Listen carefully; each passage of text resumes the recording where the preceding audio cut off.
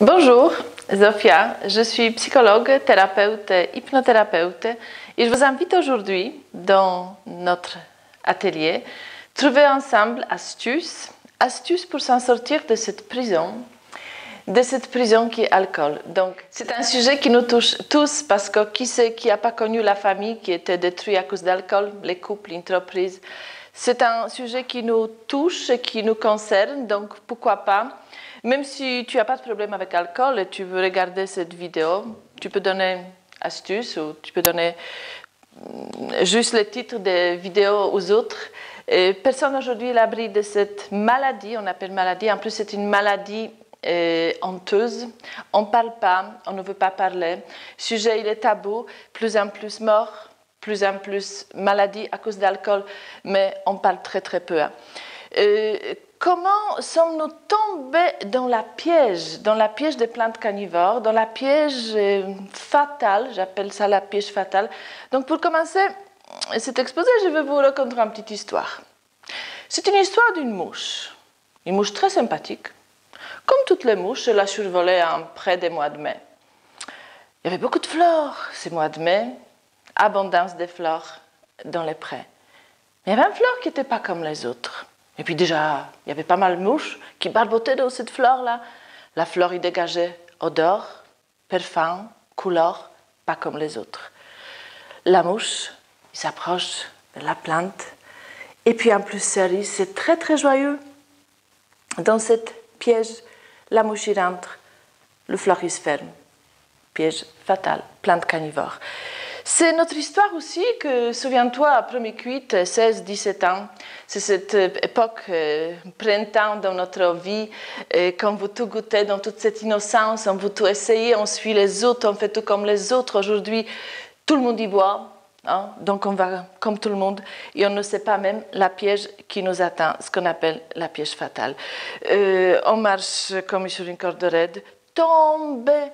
Déjà, on ne s'est pas tellement attendu, tomber, ça fait mal. Il y a les gens qui restent 30 ans, 20 ans dans cette piège des plantes carnivores. Il y a aussi ceux-là qui sont prudents, mais on ne parle pas assez, on n'est pas assez méfiant parce que tomber, on ne sait jamais. Qu'est-ce qui nous attend après tomber? Des prétextes ou des bonnes raisons par lesquelles on boit.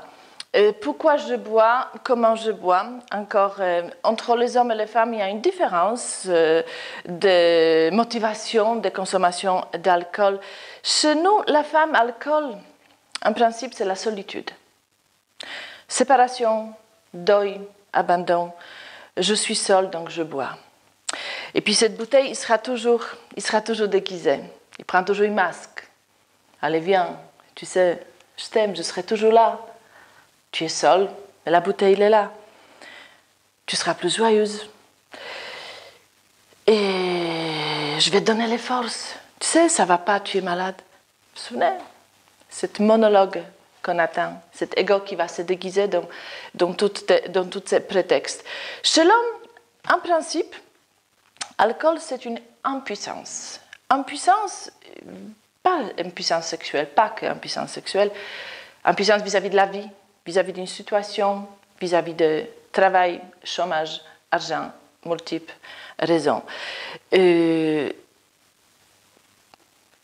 Histoire du travail, on boit toujours un coup. Qu'est-ce que les hommes ils vont chercher dans la bouteille? Courage. C'est quoi le courage? C'est l'absence de la peur. Souviens-toi, timide, je ne sais pas comment parler, comment je peux m'adresser à ces gens que je ne connais pas. La bouteille déguisée, elle dit, allez, bois un coup, tu verras, ça ira mieux. C'est vrai, ça remonte, ça dure pas. Ça ne dure pas parce que c'est une illusion. À ce moment-là, on perd notre innocence, on n'est pas nous-mêmes, on est quelqu'un d'autre dans la masque de l'alcool. Je suis buveur ordinaire ou alcoolique? On n'aime pas les mots alcoolique. On peut dire à quelqu'un, tu es cardiaque, tu as peut-être tu as Alzheimer ou Parkinson, mais dire à quelqu'un, tu es alcoolique, aïe, ça fâche. Ça fâche parce que c'est une maladie honteuse depuis des siècles. J'ai la honte. Et tout ce qui nous tue, c'est un sentiment, la honte. Nous, les humains, c'est la honte. Donc, on va cacher. Cette bouteille va se déguiser. On devient menteur. On devient manipulateur. C'est pas nous, c'est alcool. Moi, c'est plus fort que moi. Cette bouteille, ce petit verre, deuxième verre, troisième verre, il me donne illusion. Voilà, ça va mieux. Si je me bats tous les jours contre l'alcool, d'abord, je perds mes forces. Depuis des années, je ne veux pas. Plus on va se battre, combattre, plus l'alcool il va se muscler. Puis là aussi, mais puis avec le verre aussi, on est musclé. Lâchez prise. L'alcool, il est plus fort que notre personnalité. L'alcool, il est plus fort que notre psychisme, que notre système nerveux, que notre cerveau, que tous nos organes. Alcool, donne-nous raison. Oui, tu es plus fort, mais je ne veux plus me battre, donc je lâche la prise. Buvez-vous l'alcool pour son goût ou pour l'effet qu'il nous procure? Personnellement, je refuse de boire le vin très très cher. Quelqu'un me dit 80 € bouteille, 100 millions de 1970, très belle robe, très bon cru. Je ne connais rien. Pour moi, c'est ni plaisir, ni... je ne peux pas admirer. Je ne suis pas connaisseuse. Donc, je préfère un rosé de Provence, coucher soleil, petite brume sur Saint-Tropez. Tout est illusion. Les croyances, tout est déguisé pour... Bien sûr que ça marche. Donc, si on boit que pour l'effet que l'alcool nous procure, c'est déjà quelque chose... Je ne peux pas dire grave, mais posons-nous les questions. Est-ce que j'ai besoin vraiment d'antidépresseurs, anxiolytiques, décompresseurs, une copine, une voisine qui est déguisée dans la bouteille? Alcoolique chronique, c'est celui-là qui boit tous les jours depuis des années. Et on va aussi déguiser cette histoire parce que j'attends quelqu'un et me dit « Je ne suis pas alcoolique, je bois que de la bière. » Ok, tous les jours, combien? 15 par jour. La dame me dit, je ne suis pas une alcoolique, je bois que martini. Combien? Une bouteille par jour. Donc, ce n'est pas le sort d'alcool qui parle d'alcoolique ou pas alcoolique. C'est un mot qui est dur, qui nous blesse tous. Donc, on préfère buveur, fêtard, tous les autres mots aussi qui sont plus mignons. Si je bois tous les jours, je me pose la question, est-ce que j'ai vraiment besoin? Parce que cet alcool, tous les jours, il est très, très difficile de se débarrasser. Comment finir facilement avec l'alcool? Je vois les gens, 3e, 4e, 5e cure de détoxication. Si on n'a pas changé quelque chose dans notre parc naturel, si on n'a pas changé notre vie, notre vision de la vie et de moi-même surtout, bien sûr qu'avec les médicaments, je n'ai plus envie de boire l'alcool. Je reviens de mon parc naturel, je reviens de mes problèmes de famille, de mes problèmes d'argent. L'alcool, il réapparaît. Donc, comment diminuer déjà consommation d'alcool? Non, à 2e verre. Non, surtout non, au 3e verre. Pas facile. C'est un travail sur soi qui ça se fait. Ce travail avec moi-même, avec entourage, non, tu n'es pas obligé de convaincre que tu n'as pas envie de 12e ou 3e verre. D'abord, diminuer la consommation d'alcool de 2 à 1 verre par jour ou pas tous les jours, très très important, pas tous les jours, pour casser le cercle vicieux. Ce cercle vicieux tous les jours et tous les jours, la même heure, l'apéro tous les jours et tous les jours. Donc, non, et prends la ligne droite. Plus on va diminuer l'alcool, plus on va monter l'estime du soi. Un jour sans alcool, pas mal à la tête, quand je suis fière de moi, je suis en pleine forme. 12e jour sans alcool. 3e jour, ce qui est très important, c'est le but. But, c'est quoi? C'est abstinence, c'est sobriété totale, c'est estime du soi qui monte et libération des cercles vicieux. Donc, on a toujours le choix et conséquence du choix. Le choix, non au 2e verre.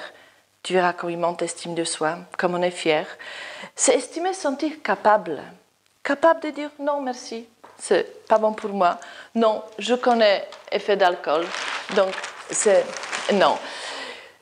Et après ce qu'on a dit, ce qu'on a vu, comment faire pour fabriquer notre clé pour s'en sortir de cette prison d'alcool. Première chose, un désir sincère de changement à l'intérieur de moi. Désir, c'est la locomotive de tout. La volonté, c'est des wagons. On ne peut pas pousser TGV qui n'a pas de locomotive. Donc, augmenter désir, désir, désir. La volonté, il suit le désir. Honnêteté. Cet alcool, il va tout déguiser. On devient parano, schizophrène, on devient manipulateur, Pinocchio. On va toujours trouver l'occasion de boire un verre. Donc, je suis honnête avec moi-même. J'ai la faiblesse. Je suis faible. Je n'arriverai pas tout seul. Peut-être il faut que je m'adresse à quelqu'un. Peut-être il faut dépasser cette honte et pousser la porte des alcooliques anonymes. Personne n'y va attendre. J'ai vu des gens, des centaines de gens qui ont poussé la porte en dépassant la honte, accueillis par les gens qui ont fait expérience, qui depuis 10 ans, 20 ans, ils n'ont pas touché une goutte d'alcool. Si tu veux faire expérience, tu seras accueilli partout dans ces groupes qui travaillent comme des bénévolats. Persévérance. Perse et tu verras. Et tu verras quoi? Meilleur. Persévérance. Je rajouterai encore patience, persistance, but il est encore plus beau qu'on s'imagine. Donc, sorti de cette prison pour briser des échelles, celui-là qui sont restés, peut-être il faut donner exemple. Surtout nous, les parents, nous sommes exemple pour nos enfants. Nous sommes modèles à suivre. Donc, c'est à nous interdit d'interdire. Juste un exemple. Même la mouche, elle est sortie de son plante carnivore. Pourquoi? Parce qu'elle a suivi les autres mouches qui sont sorties aussi. Comment il a fait pour s'en sortir? Il a vu des autres gens qui étaient libres de croyances erronées, libres de souffrance, donc délivrance de la souffrance, ivre de vivre. Et si on essaye de voir la vie autrement, peut-être il est encore plus folle, sans alcool. Merci.